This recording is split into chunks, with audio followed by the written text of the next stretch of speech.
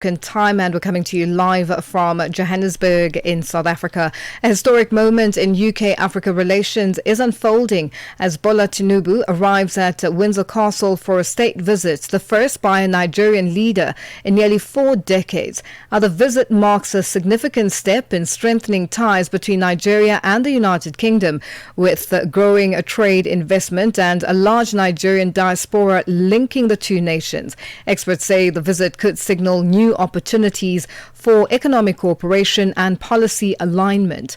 For more, we are joined on the line by Dr Kathryn Nwajiaku-Dahou, a British-born Nigerian and an independent consultant on conflict, peace, security and responsible business in Africa.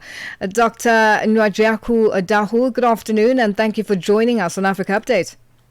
Good afternoon. Sorry, I'd like to just correct my title. Yes. I'm the director of the Politics and Governance Programme at ODI Global. It's a think tank based in the UK. Thank you. Well, thank you for that correction. Now, how significant is the state visit by President Bola Tinubu, given it's being the first at this level in nearly 40 years? Indeed, it is very significant. We're stunned that we're up to almost 40 years since the last visit. And we believe that this is very much part of an ongoing effort by the UK government to build partnerships in different ways with a number of African nations where the focus will be on investment and trade. And so we're really seeing this very much in this light. It's also striking because it seems to signal a new willingness on the part of the government of Nigeria to engage in much more active diplomacy. Nigeria, since the arrival of President Tinubu, has notably, and it's been commented on quite a lot, been quite weak in terms of its ambassadorial appointments and its diplomacy across the board. So this is a good signal. And what does this visit, show or state between these two countries? Because there has been a bit of a back and forth with the United Kingdom. If we just go back and look at what has been done with regards to Nigerians who are working in the UK as experts and, with changes to that system. Do you think this will also impact decisions that were made prior or a few years back? It's very difficult to tell. What is clear is the UK government is very keen to lean in on what they're referring to as partnership, and that's strategic partnerships with emerging powers, of which Nigeria is a significant one on the continent. What that will mean in terms of migration policy is really anyone's guess, but it's very clear that there is a wooing sort of entrepreneurialism on the part of the UK with respect to Nigeria that we haven't seen for some time. And this builds on the last couple of years, particularly under the foreign minister, David Lammy, the former foreign minister, to start talking in other terms, in terms of investment and trade. And from a socio-economic perspective, how can high-level visits like this translate into real benefits for ordinary Nigerians and Africa? Indeed. I mean, I think Nigerians are watching closely. Nigerians are living, the majority of them, in a state of deep impoverishment right now. As we all know, what became very, very much in the news over the last few months is Nigeria's huge insecurity challenges, not just in the north or northeast, but across the country. And so ordinary Nigerians will be wondering what they're going to get out of it. And a little word on that as well. I mean, if the visit is really part of a charm offensive on the part of both countries, a desire to engage in economic diplomacy. Well, one of the largest firms, British firms, investing in Nigeria, and who has been for many, many years, still has a lot of questions to answer for in terms of the ways in which its footprint in hydrocarbons has left Nigeria with a whole lot of problems. I think Nigerians, particularly from the very impoverished but oil-rich Niger Delta, will be asking themselves whether their president is capable of asking some serious questions of the British government with respect to reining in and holding accountable the biggest investors from the UK in Nigeria for the last 70 years. We look at unemployment. You've already touched on poverty, which millions of people are under in Nigeria. But unemployment, inequality, and climate impacts are believed to be on probably part of the agenda. To what extent will this visit help in addressing these challenges?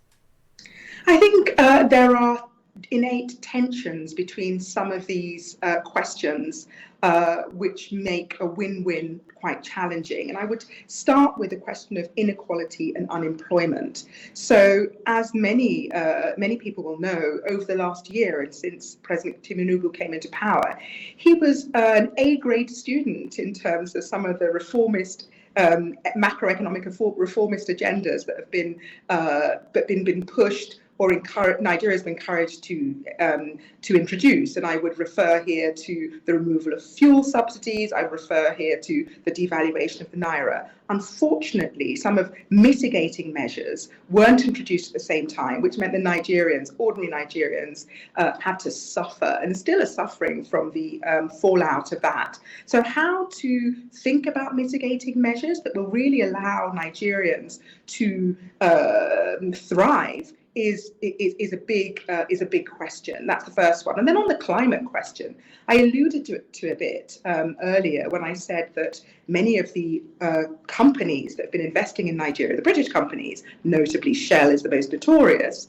have essentially in the last year and a half sold off their assets and not cleaned up some of the climate related environmental pollution challenges that are that the Niger Delta is riddled with.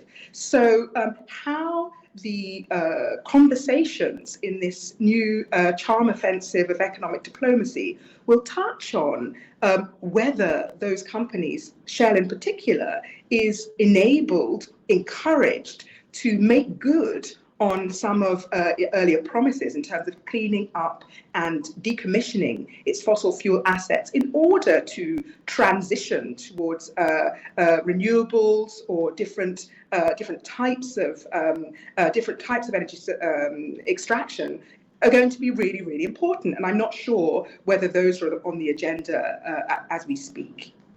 Just as a final question, and just off the topic of this current visit, Nigeria has faced a growing number of attacks. What do you think the country could do to stop these attacks on innocent civilians? I think what one has to realize is that the causes of these multiple attacks are diverse. We have many of the underlying problems that push young men to violence in this way are structural, to do with unemployment, lack of hope, lack of possibilities, lack of vision. So some of those fundamentals need to be grappled with, but also the way in which Nigeria manages its security. That's across the country. Nigeria is a federal country of 36 states and many, many local government areas, and a clamour for so long has been to enable subnational entities to be able to manage effectively the securities in their area. We're still very, very far off from that.